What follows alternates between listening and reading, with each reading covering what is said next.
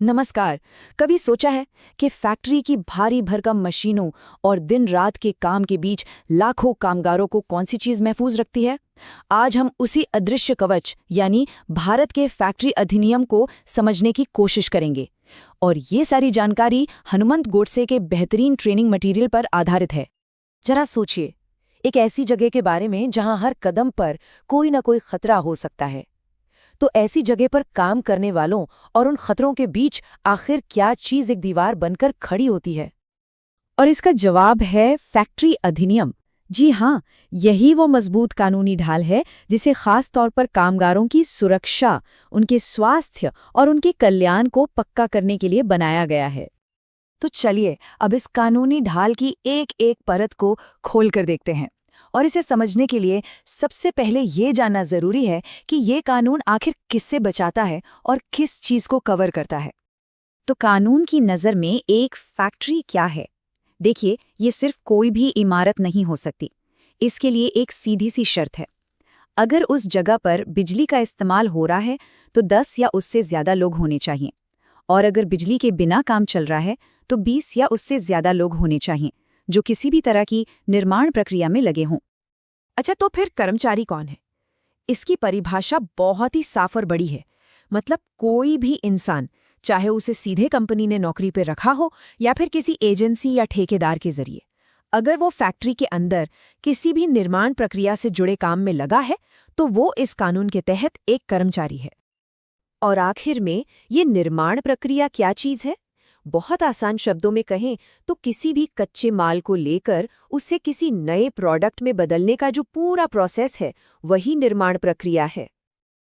अब इस स्लाइड में देखने वाली बात यह है कि ये परिभाषा कितनी बड़ी है।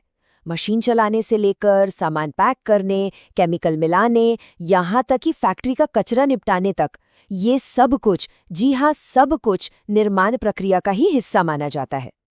अब ये जो पूरा अधिनियम है ना, ये 3 बहुत ही मजबूत पिलर्स यानी स्तंभों पर टिका हुआ है। यही 3 स्तंभ मिलकर वो सुरक्षा कवच बनाते हैं जिसकी हम बात कर रहे हैं। तो ये हैं वो 3 स्तंभ। पहला है स्वास्थ्य, जो ये पक्का करता है कि काम करने की जगह सही हो। दूसरा है सुरक्षा, जो सीधे सीधे खतरों से बचाता है। और तीसरा है कल्याण, जो काम करने वालों की बुनियादी जरूरतों का ख्याल रखता है। चलिए एक एक करके इन तीनों को जरा करीब से देखते हैं। तो पहला स्तंभ है स्वास्थ्य।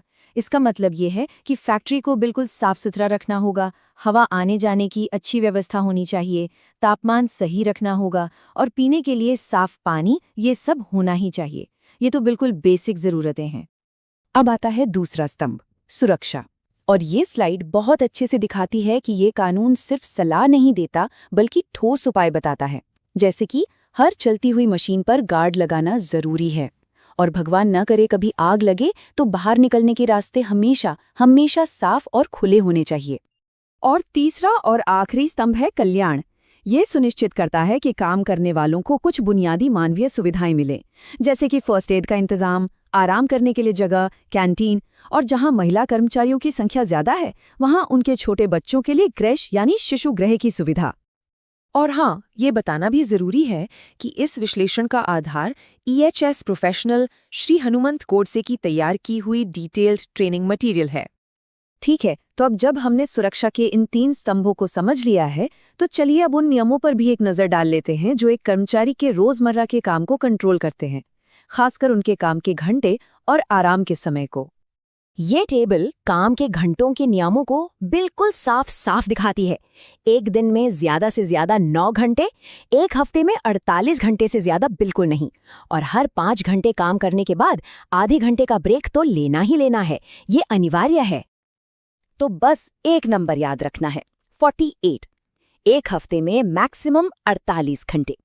ये नियम इसलिए बनाया गया है ताकि किसी से भी उसकी क्षमता से ज्यादा काम न लिया जाए और उसे आराम करने का भी पूरा वक्त मिले। देखिए, कानून बना देना एक बात है, लेकिन उसे लागू करवाना वो बिल्कुल दूसरी। तो आइए देखते हैं कि इस फैक्ट्री अधिनियम को ताकतवर बनाने के लिए क्या सिस्टम बनाया गया है। मान लीजिए अगर कोई दुर्घटना हो जाती है तो कानून उसे दबाने की इजाजत बिल्कुल नहीं देता। अधिकारियों को तुरंत इत्तला देना, एक डिटेल्ड रिपोर्ट जमा करना और फिर एक ऑफिशियल जांच का सामना करना, ये सब करना ही पड़ता है। और अगर कोई फैक्ट्री इन नियमों को नहीं मानती है तो नतीजे बहुत गंभीर हो सकते हैं। भारी जुर्माना लग सकता है, मैनेजमेंट पर कानूनी केस चल सकता है और कुछ मामलों में तो फैक्ट्री को बंद तक किया जा सकता है।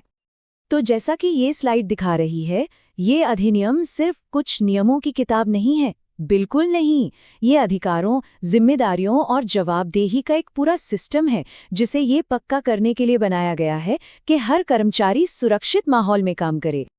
और आखिर में एक सवाल, एक सोचने वाली बात, क्या सिर्फ नियमों का पालन कर लेना ही काफी है, या एक असली सुरक्षित माहौल वो होता है जहां मैनेजमेंट और कर्मचारी दोनों सिर्फ कानून के डर से नहीं बल्कि एक दूसरे की परवाह की वजह से सुरक्षा को सबसे पहले रखते हैं। आज के विश्लेषण में बस इतना ही। ये सारी जानकारी हमें हनुमंत गोडसे के एक्सपर्ट ट्रेनिंग मटेरियल से मिली।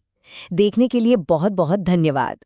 हमेशा सुरक्षित रहें और अपने अधिकारों को लेकर जागरूक रहें।